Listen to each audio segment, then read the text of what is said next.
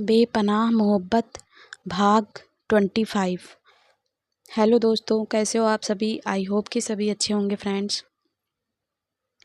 अब तक हमने पढ़ा कि आदित्य ने गुस्से से अपने जबड़े भींच लिए। अहाना, हाँ चलो नाश्ता करो, मुझे भूख नहीं है। आदि, अवनी, हाँ जीजू खाने की प्लेट लेकर आओ, अब आगे। अवनी खाना लेकर आई। खा लो, आदित्य ने एक निवाला उठाते हुए कहा। चलो मुंह खोलो। अहाना ने खाया, लेकिन उसकी आंखों से आंसू बह रहे थे। तुम पहले रोना बंद करो और मुझसे प्रॉमिस करो तुम रोओगी नहीं। मैं उसे नहीं छोड़ूंगा, और वो जो कोई भी है मुझे कुछ नहीं कर सकता। तुम्हारा आदि कमज़ोर नहीं है, और ना ही तुम कमज़ोर हो। ऐसे घटिया लोगों की बुद्धि यहीं तक सीमित रहती है। तुम सोचो, अगर उसमें मुझे मारने की ताकत होती तो वो सामने आता, लेकिन नहीं आया। वो बस हमें डराना चाहता है। वो चाहता है मैं और तुम एक साथ ना रहें। तुम जानती हो ना, वो मुझे मारे या ना मारे, लेकिन अगर मैं तुमसे दूर गया या तुम मुझसे दूर गई तो वैसे भी मर जाऊंगा। आप प्लीज़ ऐसी बातें मत कीजिए। नहीं करूँगा, लेकिन तुम ऐसे रोकर खाना ना खाकर मुझे परेशान करोगी ना। मैं हमेशा तुम्हारे साथ हूँ। मैंने साथ छोड़ने के लिए नहीं तुमसे प्यार किया, बल्कि ज़िंदगी भर साथ रहने के लिए प्यार किया है। लेकिन मुझे बहुत डर लग रहा है आदि। मैं हूँ ना। आदित्य ने हाना को गले लगा लिया। और हाँ, अब मैं देर नहीं करूँगा। सगाई के तुरंत बाद मुझे शादी करनी है। मेरे डैड पोते पोती के सपने देखने लगे हैं। अहाना हंसने लगी। आप बहुत बदमाश हो। अभी तुमने मेरी बदमाशी देखी कहाँ है।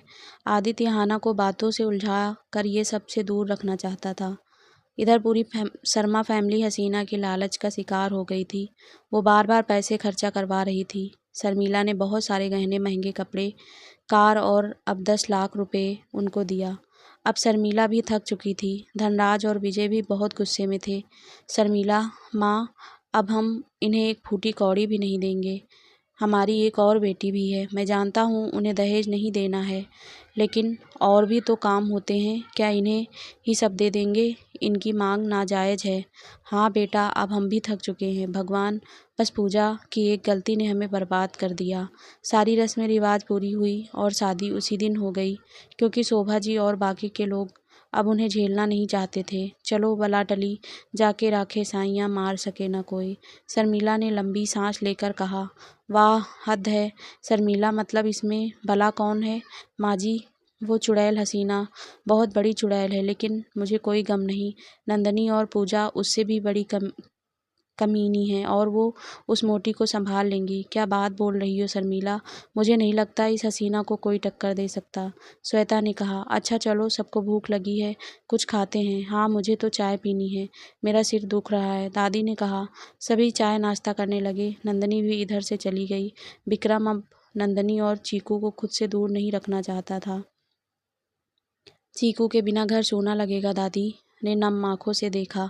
हाँ माँ जी, नंदनी का बेटा चीकू बहुत प्यारा है। अच्छा, अब हम अहाना की सगाई की तैयारियां शुरू करनी है, फिर रोशन की शादी, अहाना की शादी। बाप रे, बहुत काम है, श्वेता जी ने मुस्कुराकर कहा। हाँ सही कहा तुमने श्वेता, बहुत अच्छा परिवार मिला है अहाना को। किसने सोचा था ये अहाना एक दिन इतने बड़े घर जाएगी। धनराज जी ने कहा। बहुत दुख देखे हैं मेरी बच्ची ने। बिन माँ बाप की बच्ची को दुनिया ने क्या क्या नहीं कहा। अब भगवान ने इंसाफ किया है, इतना प्यार करने वाला लड़का मिला है। दादी की आंखें भीग चुकी थी। दादी, अब सब कुछ ठीक है, अब कुछ भी बुरा नहीं होगा, बस अच्छा ही अच्छा होगा, रोशन ने कहा। हाँ बेटा। शाम हो चुकी थी। आदित्य विवेक से बातें कर रहा था। अहाना किचन में चाय बना रही थी। अवनी पढ़ाई कर रही थी। आखिर किसने ये सब किया है। कहीं अविनाश तो नहीं। नहीं नहीं, वो ऐसा क्यों करेगा। पूजा दी और उसकी शादी हो चुकी है। आज ही तो दादी ने फ़ोन पर बताया। अहाना सोच रही थी। अहाना, हाँ क्या सोच रही हो। कुछ नहीं, पूजा दी की शादी हो गई है ना, तो कल तक दादी और बाकी लोग आ जाएंगे। हाँ, कल रात तक डैड और मॉम भी आ जाएंगे। हम अब मौसी कैसी हैं। पहले से बेटर हैं। एक्चुअली उन्हें बीपी की प्रॉब्लम है, इसीलिए। हाँ, मैं चाय लाती हूँ, आप बैठिए। अवनी कहाँ है। वो कमरे में है, उसके एग्ज़ाम है ना, पढ़ रही है। दोनों बैठकर चाय पीने लगे। आदित्य हाना को ही देख रहा था। वो बिल्कुल शांत, कहीं खोई हुई थी। तुम चुप क्यों हो जान, बहुत देर से तुम्हें देख रहा हूँ। कुछ नहीं, तबीयत ठीक नहीं। मैं शायद तुम चाय पियो और आराम करो, मैं बाहर से डिनर मंगवा लेता हूँ। नहीं आदि, मैं बना लूँगी, अब इतनी भी बीमार नहीं हूँ मैं। एकदम चुप, चलो कमरे में, नहीं तो गोद में ले जाऊँगा। आदित्य ने हाना को बेड पे लिटा दिया और उसका सिर सहलाने लगा। थोड़ी देर सो जाओ। आदित्य उठने लगा। नहीं, आप यहीं रहो। हाँ, मैं यहीं हूँ, मुझे ऑफिस का कुछ काम है, वो कर रहा हूँ। अहाना ने बस आंखें बंद कर ली। अचानक उसकी चीख निकल गई। क्या हुआ अहाना? आदित्य ने उसे गले लगा लिया। क्या हुआ दी? आदित्य, वो आपको चोट लग गई, वो आपको कुछ कर देगा। आदि, मेरी वजह से आप जाओ, मुझसे दूर चले जाओ, मेरी वजह से आपको कुछ हो जाएगा। आदि प्लीज़ आप चले जाओ। अहाना बोलकर रोने लगी। जान, जान, तुमने बुरा सपना देखा है, मैं यहीं हूँ और ठीक हूँ। तुम देखो, यहीं हूँ मैं, आप मुझसे दूर चले जाओ। आदि, वो आपको मार देगा। आदित्य ने अहाना को झंझोड़ दिया। और अहाना, पागल हो गई हो तुम? तुम्हें समझा रहा हूँ ना, मैं यहीं हूँ और ये क्या बोल रही हो? मैं तुम्हें अकेला छोड़कर चला जाऊँ? मैं कहीं कोई नामर्द हूँ उसके जैसे, जो पता नहीं क्या क्या बकवास कर रहा है, हमें डराने की कोशिश कर रहा है और तुम डर रही हो? सुनो एक बात कान खोलकर, तुमने आज जो कहा वो कहा। अगली बार अगर मुझसे दूर जाने के बारे में सोचा भी ना, सीधा जान ले लूँगा और खुद को भी मार लूँगा, समझी? आदित्य की आंखों में आंसू थे। आदित्य सिंघानिया पागल नहीं है, लेकिन अगर तुम मेरे साथ नहीं रही तो पागल हो जाऊंगा। मुझसे दूर जाने के बारे में सोचना भी मत। आदित्य चुप होकर सोफे पर बैठ गया। अहाना नीचे घुटने पर बैठकर आदित्य का हाथ पकड़ लिया। मुझे माफ़ कर दीजिए आदि, लेकिन मैं आपको एक खरोच भी आए बर्दाश्त नहीं कर पाऊंगी। माँ, पापा, दादी बहुत प्यार करते हैं आपसे। मैं बाद में हूँ, पहले वो सब हैं। हाँ, उन लोगों की जगह कोई नहीं ले सकता, लेकिन तुम्हारी जगह भी कोई नहीं ले सकता। तुम मेरी रूह हो और रूह ही मुझसे जुदा हो गई तो मैं ज़िंदा ही नहीं रहूँगा। मुझे पता ही नहीं चला कब तुमसे इतना प्यार करने लगा, लेकिन अब जीना मुमकिन नहीं तुम्हारे बिना। दोनों ने एक दूसरे को कसकर गले लगा लिया और रोने लगे। आप मत रोइए जीजू, प्लीज़ दी, प्लीज़ चुप हो जाओ। अवनी ने दोनों को चुप करवाया। मुझे और लोगों की कोई परवाह नहीं अवनी, बस अहाना से बहुत फ़र्क पड़ता है। वो मुझसे दूर जाने की बात करेगी तो मैं खुद ही मर जाऊँगा। प्लीज़ ऐसे बातें मत कीजिए आदि, मैं कभी नहीं जाऊँगी आपसे दूर। तुम वादा करो, तुम कभी मुझे छोड़कर नहीं जाओगे। आदित्य ने अपना हाथ आगे बढ़ाया। मैं वादा करती हूँ, कभी आपसे दूर कभी नहीं जाऊंगी। आदित्य ने अहाना को गले लगाया। अवनी वहीं खड़ी थी, वो मुस्कुराकर चली गई। हेलो, हाँ श्रेयांश, क्या हुआ, कहाँ बिजी थी? तुम्हें कितना कॉल किया? अहाना दी और जीजू के पास थी। अच्छा, हाँ, अरे अहाना दी और जीजू दोनों एक दूसरे से कभी अलग नहीं हो सकते, पता है? मैंने कभी भी किसी को ऐसा इतना प्यार करते नहीं देखा। मुझे लगा बस फिल्मों में ही ऐसा प्यार देखने को मिलता है, लेकिन नहीं, आज अपनी आंखों से देख लिया। दोनों एक दूसरे के बिना रह नहीं सकते, बहुत प्यार करते हैं वो। हाँ, मैंने भी देखा है आदित्य सर की आंखों में, और हाँ, मैं भी तुमसे प्यार करता हूँ, श्रेयांश ने मुस्कुराकर कहा। ओके अवनी, मुझे पैकिंग करनी है, मैं कल सुबह निकल रहा हूँ। ओके, कर लो, अपना ख्याल रखना। हाँ, तुम भी। अहाना वॉशरूम गई, उसने शावर लिया। आदित्य ने खाना ऑर्डर किया और डैड का कॉल आने लगा तो बातें करने लगा। हेलो, कैसे हो बेटे? मैं ठीक हूँ डैड, आप कैसे हो? और मॉम मौसी ठीक है? हाँ बेटे। आदि, संध्या तुमसे बात करना चाहती है। हाँ, दीजिए।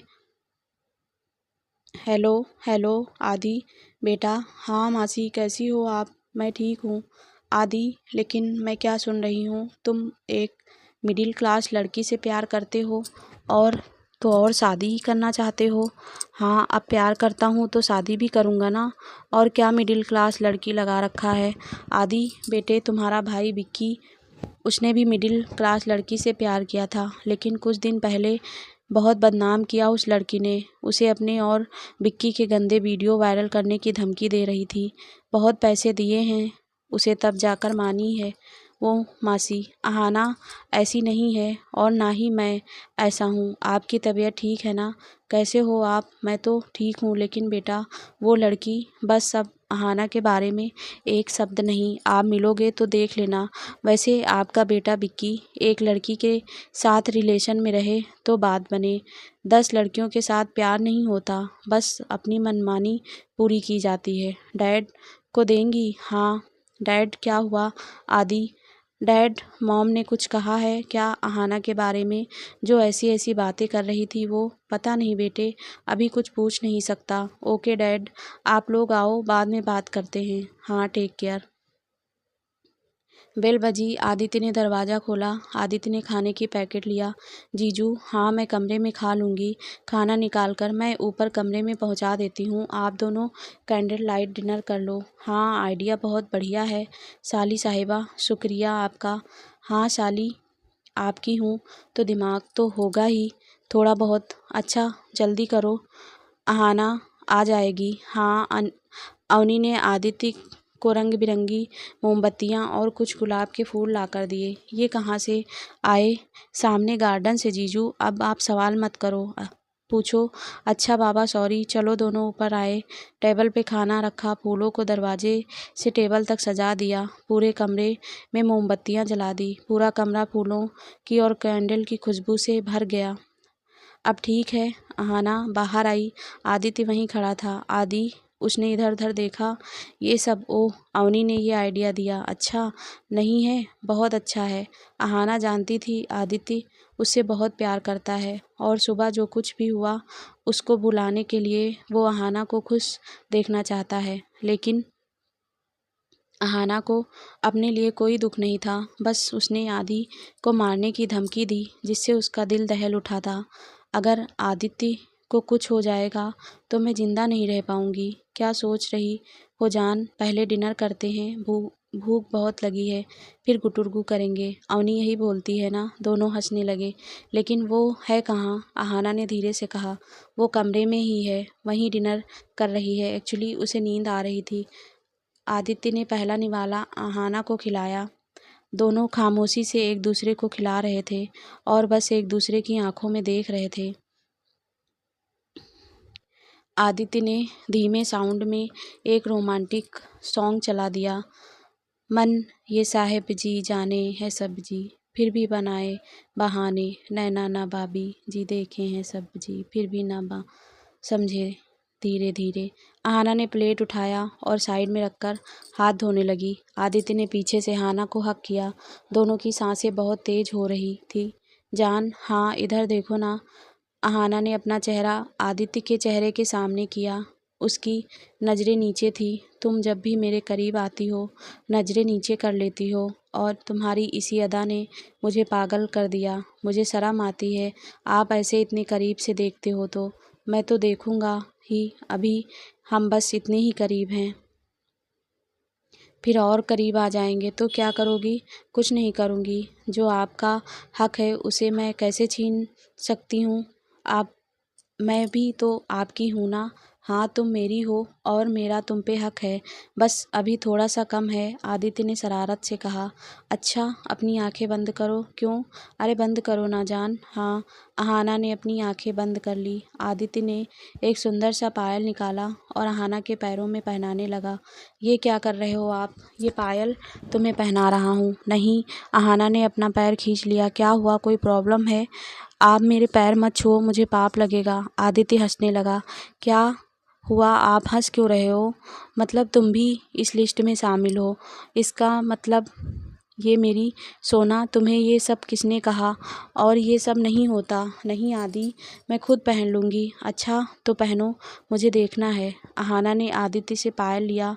क्या हुआ, ऐसे क्यों देख रही हो? आदित्य ने अहाना को देखते हुए कहा। आदि, मैं ये नहीं ले सकती। क्यों, क्या हुआ? मैं इतनी महंगी चीज़ आपसे नहीं ले सकती।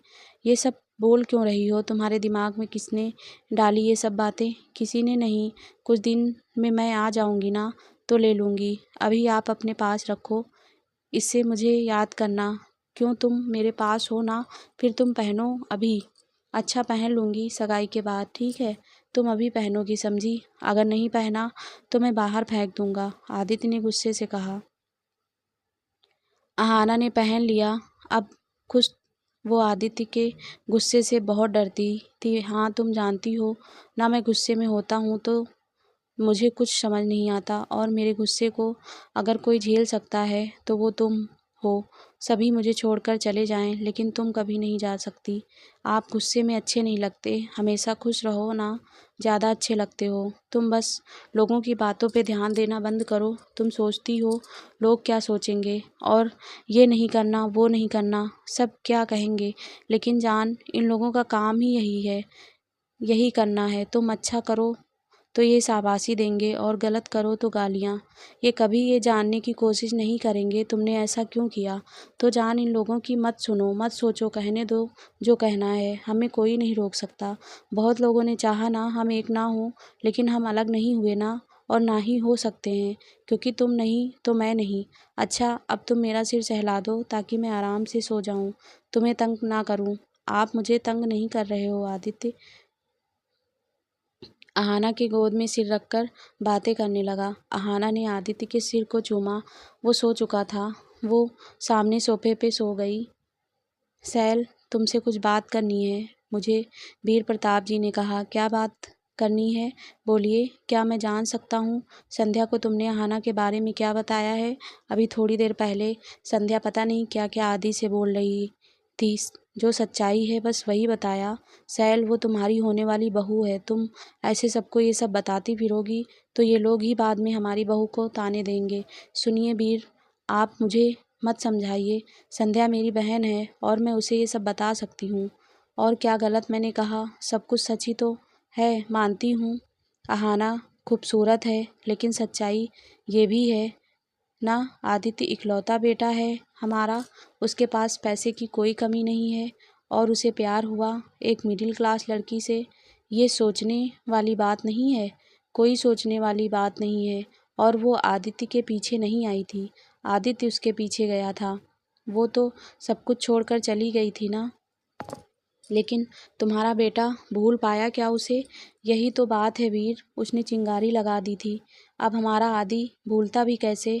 उसे देखो सैल, अब कोई बात नहीं होगी, समझी तुम? और हाँ, अब मैं अपने बेटे को टूटता हुआ नहीं देख सकता, तो तुम ख़त्म करो ये सब। अब मैं रोकूंगी भी नहीं। आदित्य को बहुत ज़ोर से प्यास लगी। वो उठा। सुबह के 3 बज रहे थे। उसने सामने रखे बोतल से पानी पिया। उसकी नज़र सोफे पे सोई अहाना पे गई। मतलब यहाँ सो जाती तो क्या करता मैं? जाकर सोफे पे सो गई, अभी बताता हूँ। आदित्य ने अहाना को गोद में उठाया, बेड पे सुला दिया। तुम यहीं मेरे साथ सो जाओ। नहीं आदि, मैं ठीक हूँ, अहाना ने नींद में कहा। आदित्य ने अहाना को ज़ोर से पकड़ लिया। अब तुम ठीक हो? ये क्या कर रहे हो आप? मुझे नींद नहीं आ रही, अहाना ने धीरे से कहा। प्यार प्यार, तुम सो जाओ, मैं अपना काम कर रहा हूँ। क्या प्यार? मतलब प्यार? और आज शाम को सब लोग आ जाएंगे, फिर ये मौका नहीं मिलेगा। इसीलिए आज फिर तुम पे प्यार आया, आज फिर तुम पे प्यार आया, बेहद और बेशुमार आया। अच्छा, तो आप मुझे गाना सुनाओगे? नहीं जान, तुम अभी कुछ मत बोलो, बस चुप रहो। लेकिन आप सो जाओ, मुझे भी नींद आ रही है। तुम्हें नहीं, मुझे कहा ना, मुझे हक है। और वो सॉन्ग सुना है? कौन सा सॉन्ग? मुझे हक है तुझको जी भर के देखूं, मुझे हक है। अच्छा, तो आप देखिए, मैं सो जाती हूँ। अभी सुबह के 3 बजे हैं आदि, और आप क्या? मैं और तुमने कहा मैं देखूं, लेकिन मैं तुम्हें जगाऊंगा भी, और तुम्हें जागना होगा मेरे साथ। मेरी शरारतों को भी झेलना होगा। रात की रात जगाऊं, मुझे हक है। चांद पूनम का चुराऊं, मुझे हक है। ये सॉन्ग सुना? मेरे लिए परफेक्ट सॉन्ग है, यही करूँगा अब। अहाना ने जैसे ही बोलने के लिए मुंह खोलना चाहा, आदित्य ने अपने होंठ उसके होंठ पे रख दिया। एकदम चुप, बस चुप रहो, कुछ मत कहो। अहाना चुपचाप आदित्य को देखती रही। आदित्य ने जैसे ही अहाना की आंखों में देखा, उसने आंखें बंद कर ली। आदित्य बस उसे बाहों में भरकर प्यार करता रहा। देर रात क्लब में पार्टी करने के बाद विराट और ऐश्वर्या होटल के रूम में एक दूसरे से लिपट कर अपनी ज़रूरतें पूरी करने में लगे थे। अब दोनों को एक दूसरे की कमी खलने लगती और वो पार्टी के बाद ऐसे ही अपनी मनमानियाँ करते। ऐश्वर्या विराट को भड़काती और विराट ऐश्वर्या को। विराट, तुम्हें पता है ना, आदित्य इस वक्त अहाना के साथ है। ऐश्वर्या ने वाइन पीते हुए कहा। हाँ, मैं जानता हूँ और उस आदित्य को भी जानता हूँ। वो अहाना को जब भी छूता है मेरा खून खौलता है। वहाँ जब मैं जेल में लावण्या से मिलने गया था, उसने मेरे सामने उसे अपनी बाहों में भर लिया था। उसे बस बहाना चाहिए। ओह, बहाना नहीं विराट, अब तो कोई कुछ नहीं बोलेगा क्योंकि उन दोनों की सगाई होने वाली है। हाँ, मैं जानता हूँ, लेकिन तुम भी जानती हो सगाई होगी नहीं। हाँ विराट, मुझे अच्छे से पता है और तुम पे भरोसा भी है डार्लिंग। लेकिन विराट, तुम चाहते हो अहाना आदित्य के करीब न जाए और तुम मेरे करीब रहते हो। ये तो गलत है डार्लिंग, तुम तो मेरी कमज़ोरी हो। विराट ने ऐश्वर्या को अपनी बाहों में खींचते हुए कहा। और तुम मेरी, अब क्या करूं? दिया था मौका उस आदित्य को, लेकिन उस पे तो उस लड़की का भूत सवार था। फिक्र मत करो डार्लिंग, जल्दी ही भूत उतार दूंगा, तुम बस देखती जाओ। अहाना ने बहुत बड़ी गलती की है मुझे ठुकरा कर। अब उसे पता चलेगा विराट से पंगा लेना बहुत भारी पड़ेगा। सुबह की पहली किरण अहाना के चेहरे पर पड़ी और वो मुस्कुरा कर उठी। आदित्य उसे पकड़कर सो रहा था। अहाना ने धीरे से खुद को आदि से अलग किया। फ्रेश होकर चाय बनाने लगी। तो अहाना दी, बहुत शर्मा रही हो खुद ब खुद, क्या बात है? आदित्य जीजू ने रात भर सोने नहीं दिया क्या? अवनी ने रेक पर बैठते हुए कहा। अच्छा, तुम कैसे बोल सकती हो? ये तुम क्या हमारी जासूसी कर रही थी? नहीं दी, जासूसी नहीं, तुम्हारे कमरे का दरवाज़ा खुला था और तुम दोनों एक साथ इश्क लड़ा रहे थे। बात कुछ बढ़ी या नहीं? नहीं, हमारी बात सिर्फ रोमांस में है, समझी अवनी की बच्ची, उससे ज़्यादा कुछ नहीं। और तुम्हें बड़ा मज़ा आता है ये सब बातें करने में। क्या करूं, अब तुम ही तो हो जिससे सारी बातें कर लेती हूँ।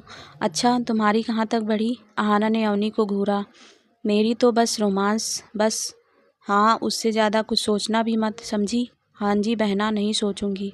अच्छा, जाओ फ्रेश हो जाओ, मैं पोहा बना रही हूँ। अरे वाह, उसमें कड़ी पत्ता और बादाम ज़रूर डाल देना। ठीक है, तुम जल्दी जाओ। अहाना पोहा बनाने लगी, तभी पीछे से आदित्य ने पकड़ लिया। और मेरे लिए, मुझे क्या मिलेगा? चाय मिलेगा। अहाना ने एक कप चाय आदित्य की तरफ बढ़ा दिया। ठीक है, एक घूंट पीकर दो। क्यों? कहते हैं झूठा खाने या पीने से प्यार बढ़ता है, तो मेरी भी चाय एक बार पी लीजिए। अहाना ने अपनी चाय आगे बढ़ा दी। दोनों ने एक दूसरे की चाय पी ली। आदित्य ने अहाना के कमर में हाथ डाला और दोनों एक दूसरे से बातें करने लगे। अहाना पोहा भी बना रही थी। जब तुम वहाँ आ जाओगी ना, तो मैं रोज़ यही हरकत करूँगा और रोज़ घर में कोई ना कोई देख लेगा। हाँ, तो देखने दो, क्या होगा, तुम मेरी बीवी बन जाओगी, फिर तो मेरा हक रहेगा। अच्छा जीजू, तो आप दी को पोहा बनाना सिखा रहे हो? नहीं, मैं सिखा नहीं रहा हूँ, हेल्प कर रहा हूँ, आदित्य ने मुस्कुरा कर कहा। तीनों खाने के टेबल पर बैठकर बातें करने लगे। दादी और बाकी लोग कब आ रहे हैं? आदित्य ने पूछा। थोड़ी देर में पहुँच जाएंगे।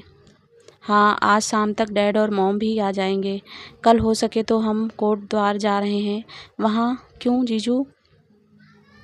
अवनी ने खाते हुए कहा। वहाँ गुरुजी का आश्रम है, इसीलिए मुझे और अहाना को उन्होंने बुलाया है। एक्चुअली मेरी और अहाना की जन्म कुंडली देखकर ही सगाई और शादी की डेट फिक्स करेंगे। आदित्य अहाना की तरफ देखकर बोल रहा था। ओह, आप दोनों के मन में तो लड्डू फूट रहे होंगे। अच्छा, और तेरे मन में तो बम धमाके हो रहे होंगे, क्योंकि इसके बाद तुम्हारी बारी है भूतनी दी।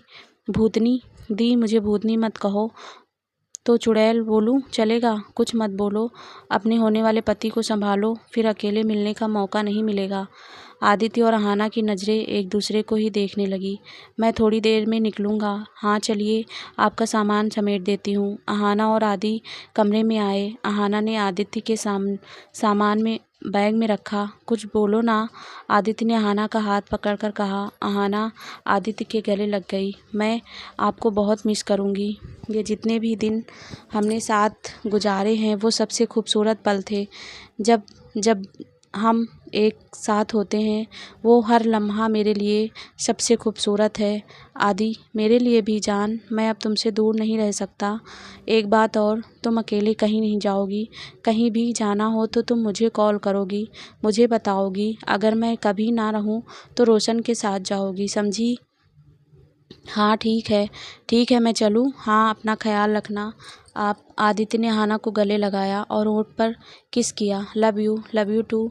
सैल, वीर प्रताप जी भी वहाँ से निकल चुके थे। आदित्य ऑफिस पहुँचा और इम्पोर्टेंट काम निपटाने लगा। विराट, तुम अगली चाल क्या चलने वाले हो?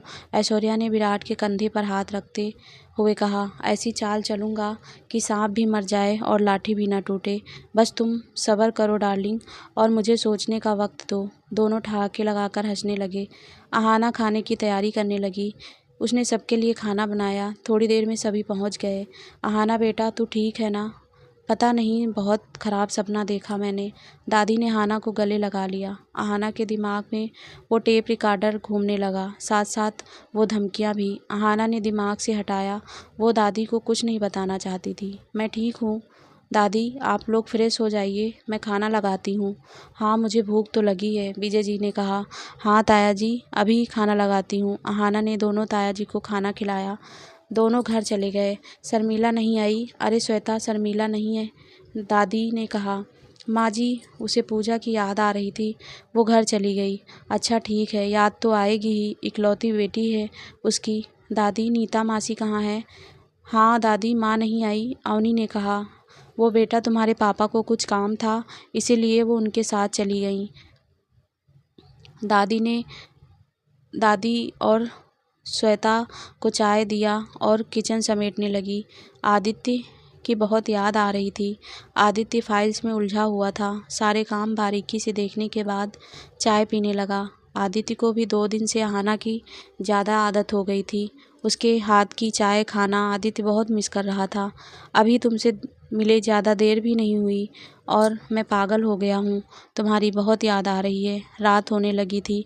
सैल और वीर घर पहुँच चुके थे। आदित्य ने भी सारे ज़रूरी फाइल्स पे काम किए और घर के लिए निकल गया। उसने अहाना को कॉल नहीं किया, ना ही अहाना ने। अहाना जानती थी आदित्य अभी ऑफिस के काम में व्यस्त होंगे। आदित्य घर पहुंचा। वीर प्रताप जी हॉल में बैठे हुए थे। डैड, कैसे हो आप? ठीक हूँ बेटा। मेरी बहू कैसी है? वो ठीक है डैड। और तुम खुश हो ना, दोनों साथ रहे? अरे भाई, कहीं घुमाने लेकर गए या नहीं मेरी बहू को? सॉरी डैड, घुमाने तो नहीं गया, बस एक दिन बीच पे ले गया था। क्या भाई, तुम भी? अब तुम्हें सिखाना पड़ेगा। उत्तराखंड में रोमांटिक प्लेस की कमी है और तुम कहीं नहीं लेकर गए। शादी से पहले की यादों को संजोए रखो और दोनों खुश रहो। फिर तो मेरी बहू यहाँ आ जाएगी। हाँ डैड, लेकिन क्या करूँ डैड, उसे देखता हूँ तो और देखने का मन करता है। क्या हुआ, कुछ सोच रहे हो? नहीं डैड, आदित्य झेप गया। मॉम कहाँ है?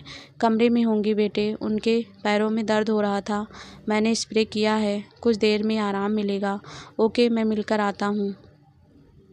हाँ कविता, मेरी चाय बनी? हाँ बड़े साहब, ये लीजिए। कविता ने चाय का कप टेबल पे रख दिया। और सुनो, आदि आ गया है, उसे भी चाय दे दो, सैल के कमरे में है। जी साहब। आदित्य कमरे में आया। सैल जी सोई हुई थी। आदित्य सैल जी के पैर दबाने लगा। आदि बेटा, मैं ठीक हूँ। ठीक है मॉम, मैं बस आपके पैर दबा रहा हूँ। आपके पैरों में दर्द है ना? नहीं बेटा, अब ठीक है। तुम ठीक हो? और अहाना कैसी है? हाँ ठीक है। छोटे साहब, कविता ने दरवाजे पर से कहा। हाँ, आपकी चाय। हाँ रख दो। वीर प्रताप जी भी आकर बेड पर बैठ गए। तो क्या बातें हो रही हैं माँ बेटे में? कुछ नहीं डैड। अच्छा आदि बेटे, माँ कोटे द्वार पहुँच गई हैं, आज वहीं रुकेंगी। कल हम लोग भी निकलते हैं, 2 घंटे का रास्ता है। सुबह निकलेंगे तो दोपहर तक पहुँच जाएंगे, फिर शाम को गुरुजी से मिल लेंगे। क्या कहती हैं सैल? वीर प्रताप जी ने कहा। हाँ ठीक है, आदि फ़ोन करके बोल दो, वो तैयार रहेंगी। हाँ अच्छा, चलो डिनर करते हैं। अब तुम ठीक हो ना? हाँ मैं ठीक हूँ, चलिए जाओ बेटा, चेंज कर लो। हाँ मॉम, मैं आता हूँ। आदित्य कमरे में आया, फ्रेश हुआ, टी शर्ट ट्राउज़र डालकर नीचे आ गया। सभी बैठकर खाने लगे। आदित्य को बस अहाना की याद आ रही थी। क्या हुआ आदि, खाओ, सैल जी ने कहा। हाँ मॉम। थोड़ी देर बात करने के बाद सभी कमरे में चले गए। आदित्य कमरे में आया, तुरंत अहाना को कॉल किया। पहले ही रिंग में अहाना ने कॉल रिसीव कर लिया। हेलो, हाँ क्या कर रही हो? नीचे थी, अभी डिनर करके आई हूँ। आपने डिनर किया? हाँ, तुम्हारी बहुत याद आ रही है। बहुत, मुझे भी। पापा माँ कैसी हैं? ठीक हैं। कल हम कोटेद्वार जा रहे हैं, सुबह 10 बजे तुम रेडी हो जाना। दादी आज ही कोटेद्वार पहुँच गई हैं। उन्होंने दादी को कॉल कर दिया होगा। हाँ, थोड़ी देर पहले ही दादी का कॉल आया था। दोनों एक दूसरे से बातें कर रहे थे। रात के 12 बज चुके थे। आदि, आप सो जाइए, कल सुबह उठना भी है। हाँ, लव यू, गुड नाइट, कल मिलते हैं। हाँ, लव यू टू। दोनों सो गए। सैल, तुम खुश तो हो ना? हाँ, अब अगर आगे कुछ होता है तो बोलूँगी, अभी कुछ नहीं बोलना मुझे, नहीं तो सभी मुझे ही गलत समझते हैं। ऐसा नहीं है सैल, आहाना बहुत अच्छी लड़की है। कल सगाई की डेट और शादी की एक साथ तय हो जाए, यही अच्छा होगा। हाँ, अब सो जाओ, सुबह हमें जाना भी है। सुबह सुबह आहाना ने सबके लिए चाय बनाया। दादी, आपकी चाय। हाँ बेटा, ये लो प्रसाद, और तुम रेडी हो जाओ। जी दादी। आहाना कमरे में आकर कपड़े निकालने लगी। आज तीसरी बार वो सैल जी के सामने आने वाली थी और पहली की 2 मुलाकात बिल्कुल अच्छी नहीं थी। पहली बार उन्होंने उसे अपने बेटे से दूर जाने को कहा, दूसरी बार नीचा दिखाया। पता नहीं आज क्या होगा। आहाना ने रेड लॉन्ग चूड़ीदार सूट पहना, उसके साथ झुमके, हाथों में कंगन, खुले बाल। आहाना ने आईना में खुद को देखा। अरे बेटा, काजल लगा लो, बस उसी की कमी है, दादी ने मुस्कुराकर कहा। आहाना शर्मा गई। जी दादी। आदित्य जी आते ही होंगे। सैल जी और वीर प्रताप जी तैयार होकर नीचे आ गए। आदित्य नहीं आया? आ गया डैड। चलो कुछ हल्का नाश्ता करके चलेंगे। हाँ डैड, मैं दादी और आहाना को पिक कर लेता हूँ। क्या ज़रूरत है आदि, ड्राइवर को भेज देते हैं, वो भी उन्हें कोटेद्वार ही पहुँचाएगा। मॉम, हम साथ ही जाएंगे। ठीक है, तुम्हें जो अच्छा लगे करो। सैल जी उठ गई। डैड, मॉम क्यों करती हैं ऐसा? आदित्य ने खींच कर कहा। चलो बेटे, हम ड्राइवर को बोल देते हैं, वो आहाना को ले जाएगा। आज मूड मत ख़राब करो अपना, ना ही अपनी माँ का। आदित्य बस अपना मन मारकर रह गया। आदि, मैं कब से आपका इंतज़ार कर रही हूँ, कब आओगे आप? आहाना ने कॉल पे कहा। आहाना को आदित्य की कार दिखी। नहीं जान, मैं नहीं हूँ, ड्राइवर तुम्हें और दादी को वहाँ पहुँचा देगा। आदित्य गुस्से में था। क्यों, आप नहीं आ रहे हो क्या? मैं आ रहा हूँ मॉम डैड के साथ, तुम फिक्र मत करो, मैं तुम्हारे गाड़ी के पीछे ही रहूँगा। आदि, हाँ एक बात पूछूँ? हाँ बोलो, कोई बात है क्या? नहीं, सब ठीक है, तुम आ जाओ जल्दी, मैं आ रहा हूँ। ओके, हाँ चलो बेटा। आहाना और दादी निकल गए। आदित्य जी नहीं आए क्या? दादी ने आहाना से कहा। नहीं दादी, वो माँ पापा के साथ ही है, वो भी हमारे साथ साथ ही रहेंगे, उन्होंने हमें जाने को कहा है। हाँ चलो। आहाना और दादी निकल गए। चलें बेटा, वीर प्रताप जी ने कहा। हाँ डैड। तीनों निकल गए। आदित्य ड्राइविंग सीट पर बैठा था, बगल में वीर प्रताप जी और बैक में सैल जी। आदित्य ने ड्राइवर को कॉल किया और लोकेशन फॉरवर्ड करने को कहा।